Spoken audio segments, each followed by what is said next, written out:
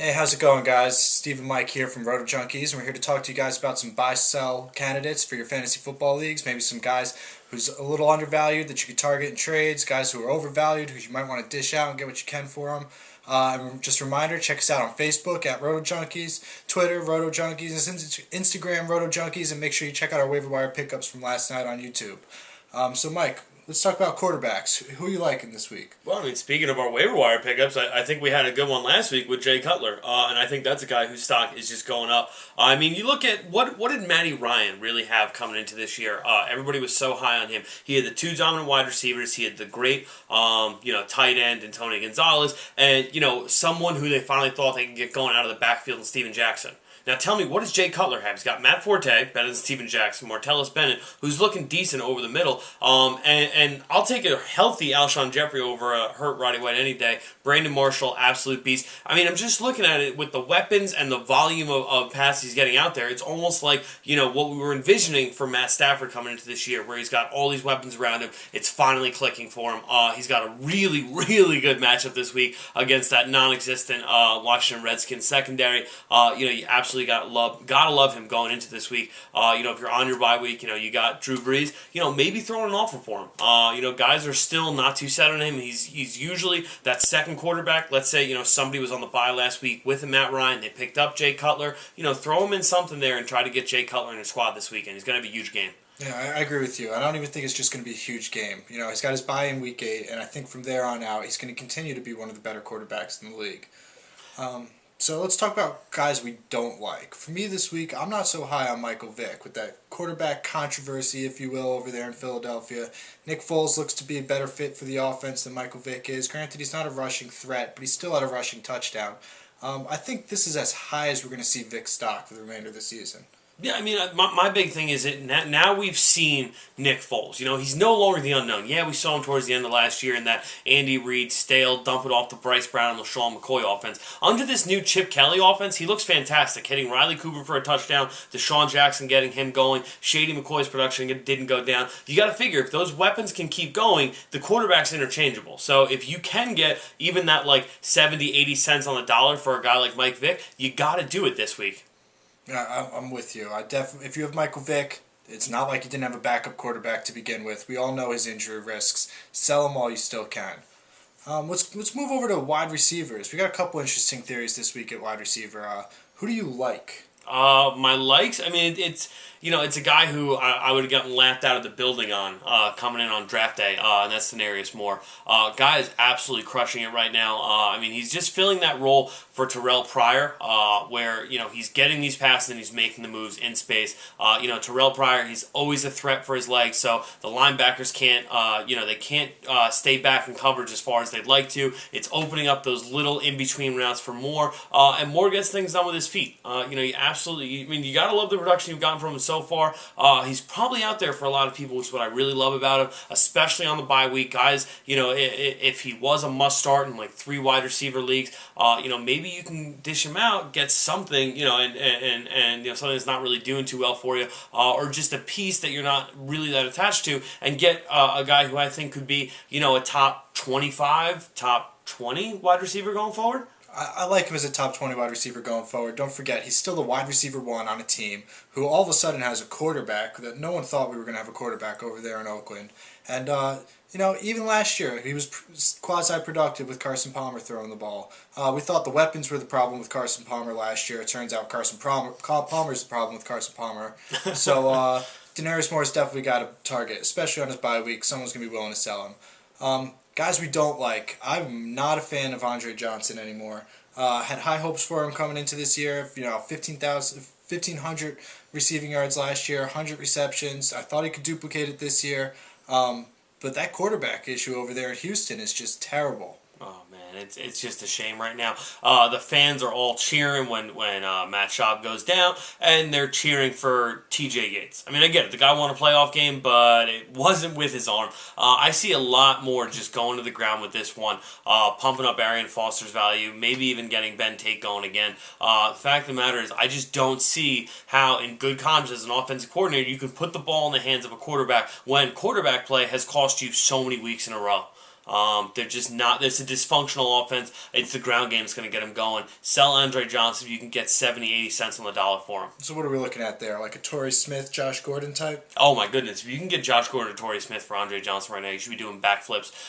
And make it seem like you're doing the Josh Gordon or Torrey Smith owner a favor, because like I said, coming in on draft day, you're looking at a third round wide receiver for like a 6th or 7th rounder. People still have some kind of value based on that. See what you can do with that one. What are we looking at for tight ends? For tight ends, we are really liking Jeff Cumberland. Now, Jeff Cumberland comes in here in a situation where Kellen Winslow goes down. You just saw him put up great numbers against Atlanta. Cumberland not doing too much against Pittsburgh. I mean, that game looked like it was straight out of like 1947 up until about halftime with Emmanuel Sanders doing backflips into the end zone. The fact of the matter is, though, that offense is not going to go very far, relying on guys like Stephen Hill, Jeremy Curley, Santonio Holmes, one leg. The wide receivers aren't getting it done in the passing game there. It's been a lot of passing to Kellen Winslow. When I hear Kellen Winslow PED suspension really hurts the Jets, that makes me terrified as a Jets fan. But as a fantasy owner, makes Jeff Cumberland a pretty sexy pick going forward. Had a touchdown in that Atlanta game. Not too much doing this week. He's a great buy low candidate if guys are just sitting there with 2-3 tight ends on their, 2-3 tight ends on their team. Maybe he's still out there on the free agent list for you. He's a guy to stash. I really like him going forward. Who don't you like this week at tight end? There's a couple guys who I'm not too high on. Owen Daniels with the injury. We're looking at just a few guys who really, haven't been producing too well so far. Kyle Rudolph up to this point. I think his stock is kind of leveling off at this point. Who knows what Josh Freeman can do. My thing with Garrett Graham is, I went over this last week. He's not going to have a very good week this week going up against Kansas City. If you want to take a shot at that guy, if you want to take a shot at anyone in the Texans offense, look, like we talked about yesterday, for a quarterback to find a reliable player like the tight end. But don't do it until he hits his bye, because Kansas City this week is absolutely going to murder him. No one has done anything against Kansas City from the tight end position. Wait for him on his bye. Don't waste your waiver wire. Don't waste $1 in fab on him. You'll be able to pick him up from free agents, snag him up, stash him for a week, and you should have a productive tight end going forward. I mean, I can't really think of too many other people who I'm not liking. Anyone? Not a big fan of Greg Olsen over there in Carolina. I love every other aspect of Carolina's team, but Olsen's been seen walking around in walking boot. You've got Brendan LaFell finally coming on, Ted Ginn, who I still believe is going to come on, Steve Smith. There's too many weapons there for Greg Olsen in a walking boot to be effective. That's reasonable. Another guy who I like, we usually don't ever talk about kickers, want to throw this in real quick. Mason Crosby, great game last week against the Ravens. He's been having, great games for the last 2 or 3 weeks, putting up a significant amount of points. I mean, they're free points. It's kickers. I get it. Who cares? But, I mean, when you're sitting there looking at a week where, on Monday night you could be coming in down 3-4 points, wouldn't it be nice to have that extra maybe 2, 3, 4, 5 points from a kicker? I think Mason Crosby is going to give that to you if you're sitting there with the likes of maybe Kai Forbath or Billy Cundiff, guys who were like decent pickups going into the year. If tight end is stagnant for you, kicker's stagnant for you, why not take a shot? Defenses. Who are you liking on defense? Defenses, I'm loving the New England Patriots. Slowed down a little bit after that Will Fork injury, but they're playing the Jets this weekend, and Geno Smith has been prone to give fantasy defenses a lot of points.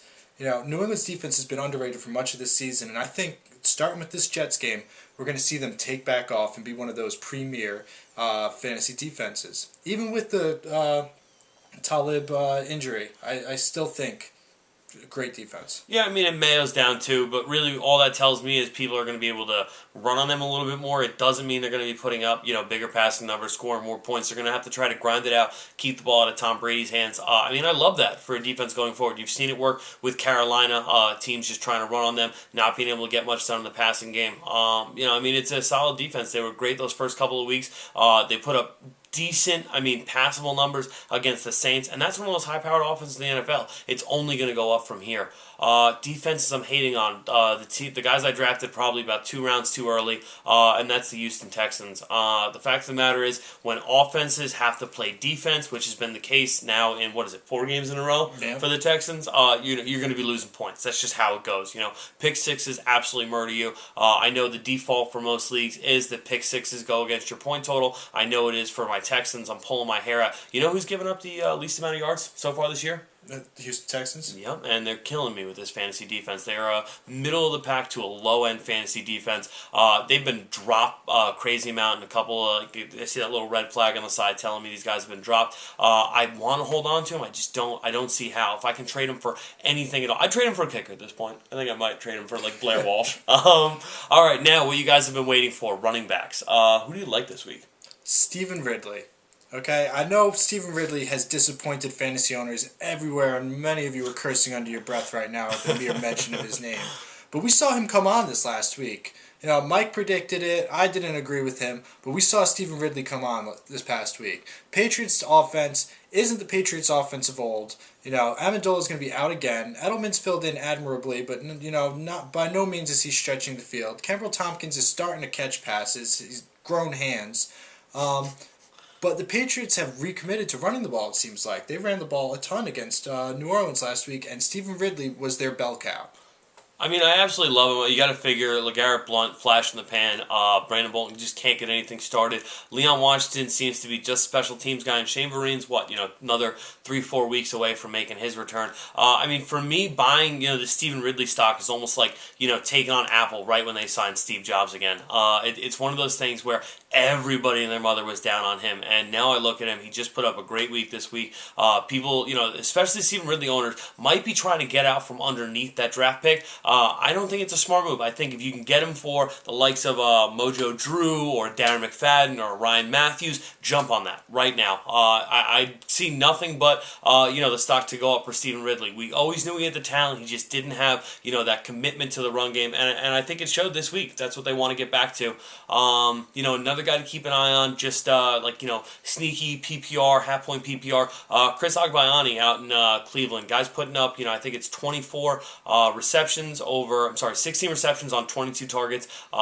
He's got 2 touchdowns in his last 4 games. He's absolutely killing it right now. Especially, like I said, just in those PPR, keep an eye on him. Maybe not add him yet, but I wouldn't be surprised if he showed up on our waiver wire pickups videos one of these weeks. I wouldn't be surprised in the least bit either. What about guys you don't like this week at running back? It's the flip side of that Patriots coin. Bilal Powell right now, he was, a decent, RB2/flex. He was a fantastic guy going through, but realistically, he's, that guy. He's not doing too much. He's almost like Vic Ballard was last year. He's not a special talent. And with him now having his shoulder dinged up, with Chris Ivory being healthy for the first time, and then being committed to giving him a bigger workload with the Mike Goodson out for the year, I just don't see how Bilal Powell's stock is going to go any further up. And if people are still looking at him like he's that flex, maybe low-end RB2, you got to take what you can get for him. Yeah, I'm with you. Bilal Powell, they gave they traded Chris Ivy in that draft for a reason. They envisioned him being, their feature back there. Bilal Powell filled in admirably. But, the call's going to come in from upstairs, and Chris Ivory's their guy. Okay. Well, I think that pretty much does it for us this week. No, I'm sorry, I got one more. Ruben Randle, just keep an eye on him in case that Akeem Nicks trade ever goes through. He's one of the top 5 most targeted wide receivers over the last couple of weeks. If that Nicks trade does go through, you're looking at a guy who's going to be pretty productive. Anything else? That's all I got for you guys this week. Remember to check us out on Facebook, Roto Junkies, Twitter @Roto Junkies, Instagram. Follow us everywhere, and definitely post on Facebook any questions you have regarding your fantasy team. And don't forget to check in with this YouTube channel. We're doing starts and sits for the week coming up Friday, Saturday, somewhere in there. And yeah, like you said, any questions, we'll answer them on that show. Thank you.